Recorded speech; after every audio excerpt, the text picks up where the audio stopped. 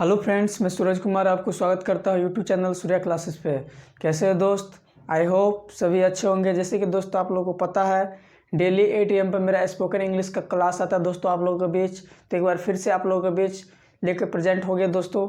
चलिए आज के क्लास में हम लोग कल के क्लास में प्रेजेंट इंडेफिनिट के बारे में जाने थे कि प्रेजेंट इंडेफिनिट में यदि आपसे कोई क्वेश्चन करता है तो आप उसका क्वेश्चन को किस प्रकार से रिप्लाई दीजिएगा, उत्तर दीजिएगा। और यदि आप छोटा लैंग्वेज में देना चाहते हैं तो एस या नो का प्रयोग कीजिएगा। यदि उसी को थोड़ा बड़ा लैंग्वेज में यदि बड़ा करके आंसर देना चाहते हैं तो किस प्रकार से आप उस आंसर को दे सकते हैं, वो कल के क्लास में आपको बता दिए थे दोस्तों।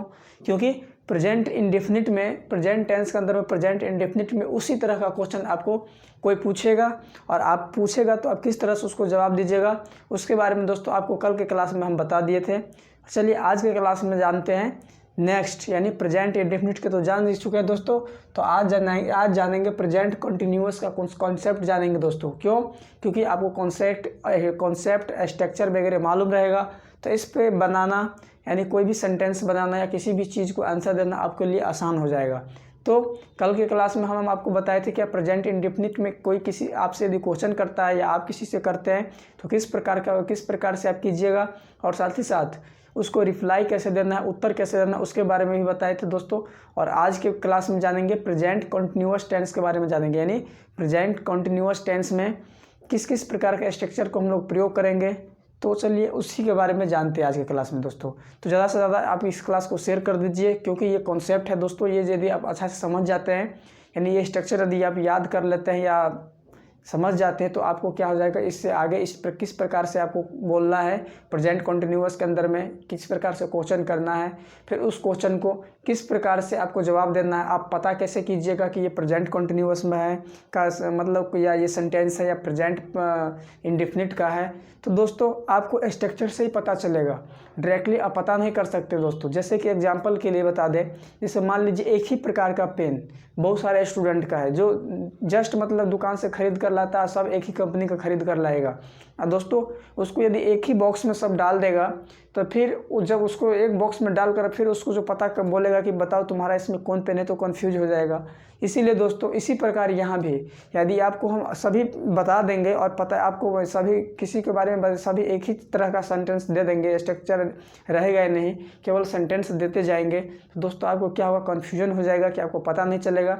बोलने के लिए तो बोल दीजिएगा, आप याद करके बोल दीजिएगा, पर आपको पता नहीं रहेगा कि कौन सा टेंस में ये सब्जेक्ट, ये मतलब इस सेंटेंस किस सेंटेंस के अंतर्गत आता है, तो ये आपको पता नहीं रहेगा। फिर जैसे कि दोस्तों उसी पेन में सभी स्टूडेंट कुछ न कुछ चिन्ह लगाकर, कोई न कोई चीज़ अलग अलग अपना पहचान बनाकर उसमें कुछ बांध देगा, या उस पर नाम लिख देगा, किसी पेपर चिपका देगा, या डिफरेंट कलर का कोई धागा बांध देगा।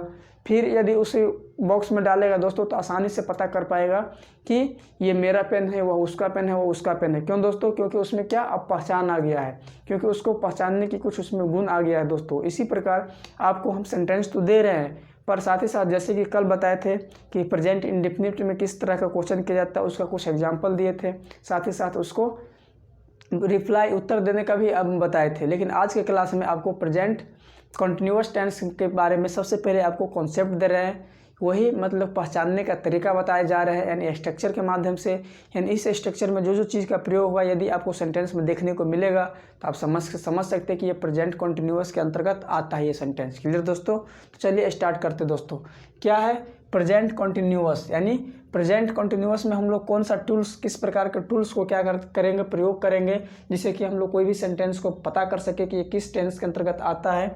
तो चलिए उसी टूल्स के बारे में जानते हैं दोस्तों। तो टूल्स क्या है? और temporary action in the progress at present. क्या दोस्तों? और temporary action in progress at present. कहने का मतलब क्या, यह टेम्पोररी का मतलब क्या होता है दोस्तों? अल्पकाल, यानी कुछ समय के लिए। क्या? और टेम्पोररी एक्शन यानी कुछ समय के लिए क्रिया दिखाने के लिए किस प्रकार के शब्द को हम लोग क्या कर सकते हैं, प्रेजेंट के अंतर्गत, प्रेजेंट टेंस के अंतर्गत प्रोग्रेस में ला सकते हैं, वर्क कर सकते हैं।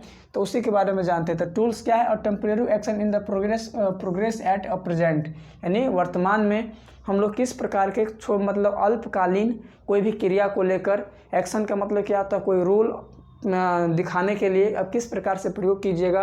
तो सबसे पहले अफर्मेटिव सेंटेंस के बारे में जानते हैं दोस्तों। अफर्मेटिव सेंटेंस का स्ट्रक्चर क्या होता है दोस्तों?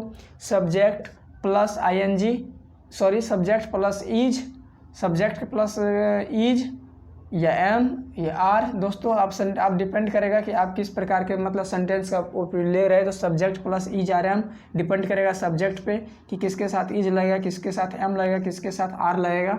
तो दोस्तों आप समझ गए होंगे कि डिपेंड करेगा सब्जेक्ट पे क्या, कि इज लगेगा कि एम लगेगा कि आर लगेगा। तो इज या एम या आर प्लस वर्ब का फर्स्ट फॉर्म क्या लगेगा? सब्जेक्ट के साथ इज एम आर में से कोई एक लगेगा, प्लस वर्ब का first form plus ING plus object. क्या दोस्तों एक बार फिर से बोल रहे हैं, subject plus is am are plus verb का first form plus ING plus object. दोस्तों ये अफर्मेटिव सेंटेंस का क्या होता है, ये क्या है? रूल्स है, ये क्या है? स्ट्रक्चर है। तो इस स्ट्रक्चर को आप ध्यान रखिएगा कि अफर्मेटिव के अंदर में किस प्रकार का स्ट्रक्चर होता है। तो सब्जेक्ट के साथ या तो इज लगेगा, या तो एम लगेगा, तो या तो आर लगेगा, प्लस वर्ब का पहला फॉर्म यानी वर्ब का 5 रूप में से पहला फॉर्म होगा वो लगेगा, साथ ही साथ उसमें आईएनजी लगेगा और प्लस ऑब्जेक्ट। क्लियर दोस्तों? तो आप समझ चुके हैं कि अफर्मेटिव के अंदर में क्या, अफर्मेटिव टेंस का क्या स्ट्रक्चर होता है। तो दोस्तों नेक्स्ट जैसे कि इसका एग्जाम्पल का बात कर लें, जैसे he is learning English nowadays, he is learning English nowadays. दोस्तों आप देख पा रहे हैं ही इज सब्जेक्ट पहले आ गया, ही के साथ में आप जानते हैं कि इज लगता है। तो देखिए इस तीनों में से क्या लग गया? इज लग गया। लर्निंग, तो लर्न आप जानते हैं, लर्न लर्न यानी सीखना, और प्लस लर्न क्या है? ये वर्ब का पहला फॉर्म है, और प्लस आईएनजी। तो देख पा रहे आईएनजी लगा हुआ है। फिर दोस्तों क्या है? और मतलब क्या? इंग्लिश, ऑब्जेक्ट क्या है? इंग्लिश है। और कब का बात कर रहे थे? नाउ डेज यानी आजकल दोस्तों तो समझ चुके हैं ना, ये एक्शन वर्ब यानी दिखा रहा है कि कब का बात हो रहा है। तो आजकल, नाउ डेज यानी अभी का जो कुछ समय है ना, उसमें क्या कर वह he is learning English now days. दोस्तों इसको हिंदी क्या हो जाएगा? अरे वह आजकल अंग्रेजी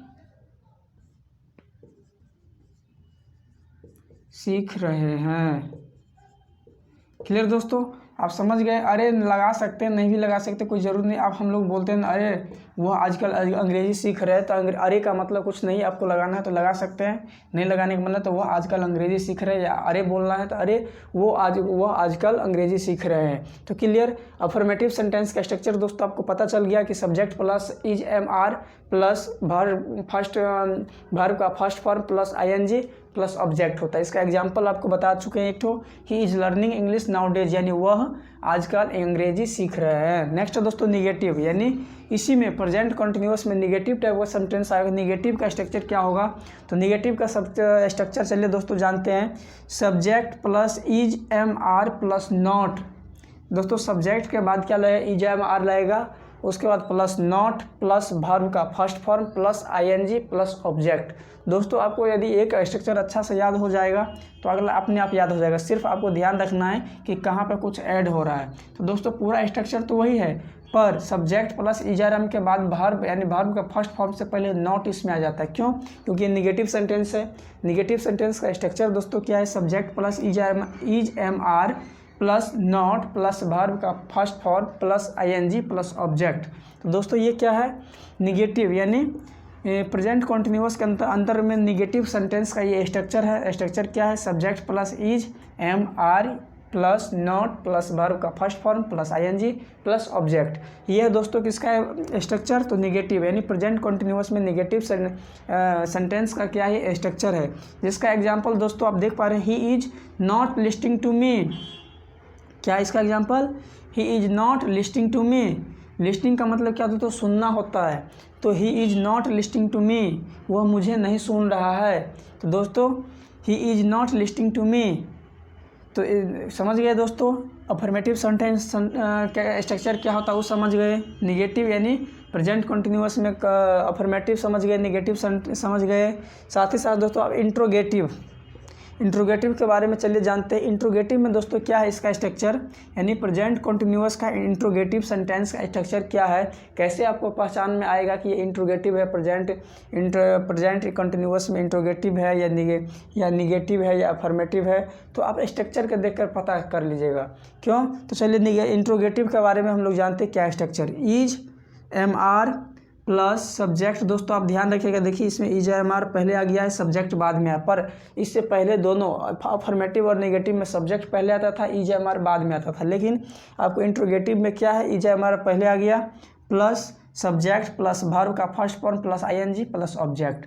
तो आप ध्यान रखिएगा दोस्तों, क्योंकि इंट्रोगेटिव तो आपको आसान हो गया पहचानना, क्योंकि सबसे पहले इज एम आर यदि दिखेगा तो आप समझ जाइएगा क्या है, इंट्रोगेटिव सेंटेंस है। नेक्स्ट उसके बाद आएगा सब्जेक्ट प्लस वर्ब का first form plus ING plus object.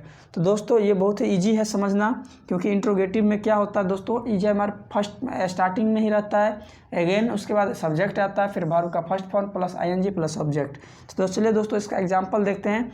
Are you driving right now, क्या आप अभी ड्राइविंग कर रहे हैं।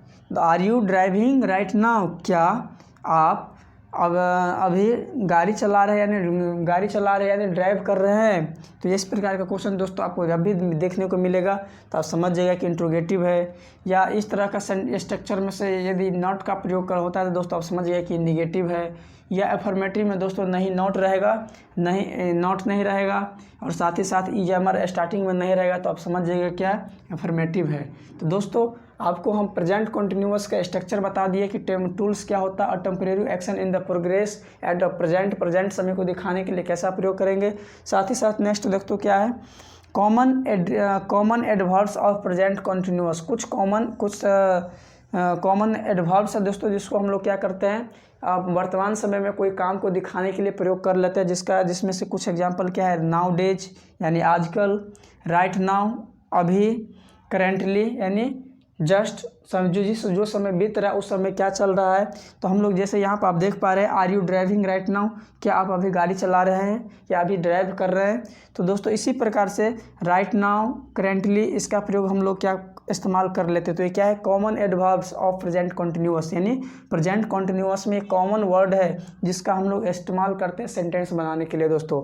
तो आप समझ चुके होंगे कि प्रेजेंट कॉन्टिन्यूअस का स्ट्रक्चर क्या है और इसमें किस प्रकार का मतलब कैसे पता करेंगे कि प्रेजेंट कॉन्टिन्यूअस अफर्मेटिव है या निगेटिव है या इंट्रोगेटिव है। क्लियर दोस्तों।